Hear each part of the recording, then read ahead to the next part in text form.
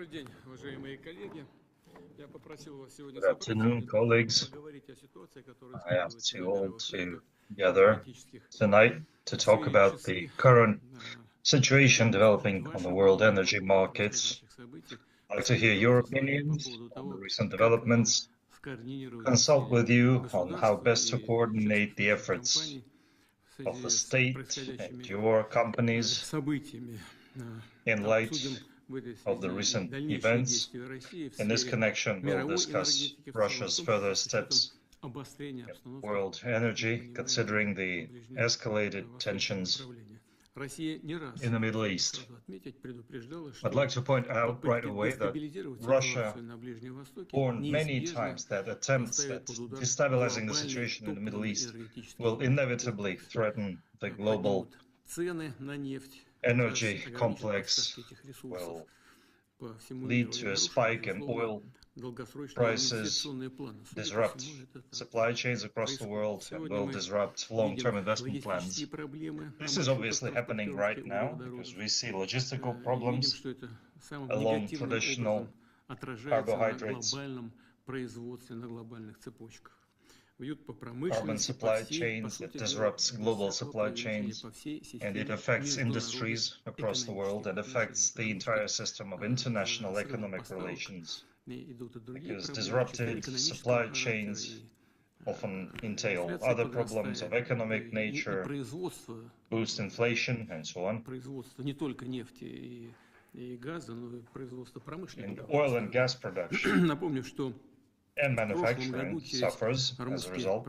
Let me remind you that last year, Hormuz Strait accounted for about 1/3 of the world's oil exports. That's about 14 million barrels a day, 80% of which were going to the Asia-Pacific countries. Now this route is essentially cut off, and oil production that depends strongly on the use of the Hormuz Strait threatens to stop in the next few months. And oil storages in the region are being filled with oil that cannot be transported away or is getting too expensive to transport.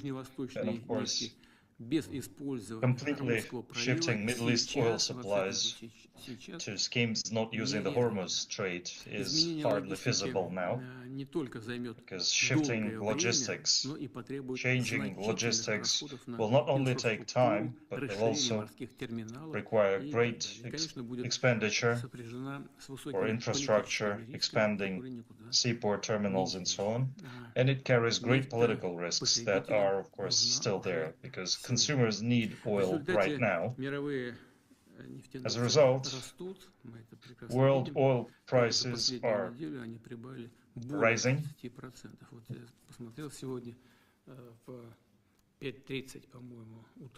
As of today, 5:30 a.m. in Moscow, oil passed $119 per barrel.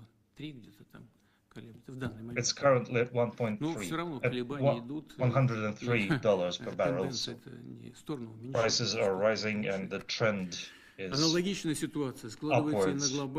The same situation is developing on the global gas market, because LNG supplies from the Middle East have decreased drastically. Production facilities will take weeks or even months to restore, and offsetting the missing volumes, the missing supplies is impossible, and LNG prices are going even faster than oil prices, growing even faster than oil prices. In the current situation, competition among consumers of energy resources is growing. Consumers are vying for stable, predictable oil and gas supplies, and in this regard,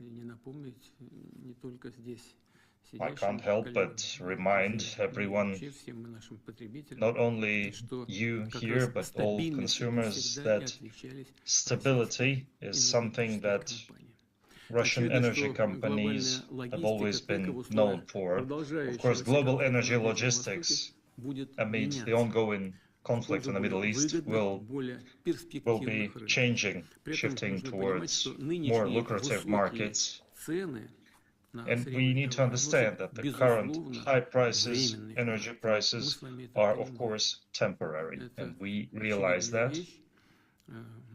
It's obvious, and we need to take that into account. This is why I gathered you here to consult with you, and the change in supply and demand for oil and gas will lead to the shaping of a new, more stable price landscape. So Russian energy companies, it's important for them to use the current moment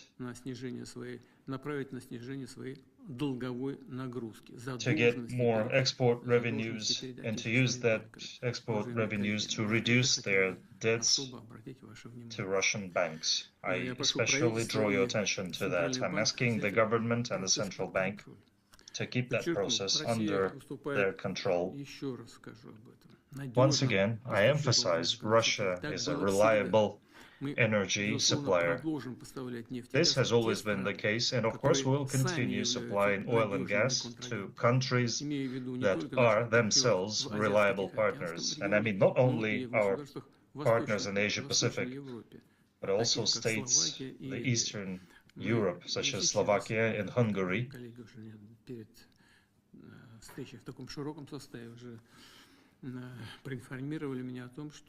So my colleagues here informed me before this meeting that we have already boosted our supplies to our reliable partners in several regions of the world. At the same time, I'd like to emphasize that EU countries from 25th of April plan to impose additional restrictions on Russian LNG and energy, all the way to imposing a complete ban on such supplies in 2028.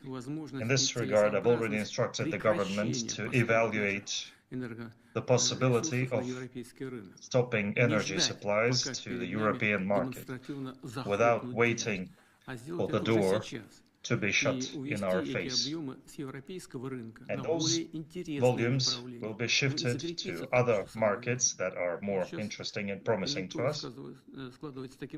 Right now, the market situation is developing in such a way that if we make this transition right now, if we shift to markets that really need increased supplies, we will get a stable foothold there in markets where there is reliable demand, where there are reliable long-term relations. The states that are building long-term relations with Russia, constructive relationships with Russia, if at the same time, if European companies, if European customers suddenly decide to shift their approach and guarantee us long-term sustainable cooperation devoid of any political markings, we are all for it. We are willing to work with the Europeans. We just need some signals from that. We need some expression, manifestation of willingness on their part. We need to see that they are willing to ensure stable cooperation. The government keeps these matters under control. So please, let's go through all of these matters in detail. Please, Minister Novak.